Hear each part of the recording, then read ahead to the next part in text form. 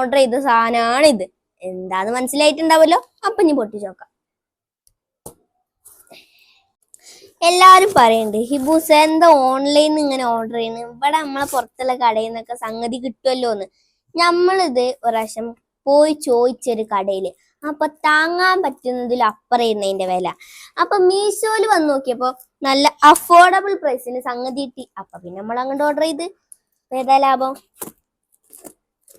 എന്തെങ്കിലും പൊട്ടിയതൊക്കെയാണ് നമുക്ക് റിട്ടേണും ചെയ്യാം. കടയിലാണെങ്കിൽ നിങ്ങൾ പൊട്ടിച്ചിട്ട് കൊടുന്നല്ലേന്ന്, എന്തിനാ വെറുതെ.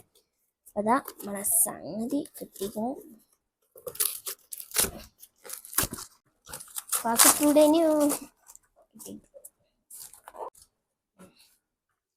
ജ്യൂസ് കുടിച്ച് വയറെന്നറിയട്ടെ.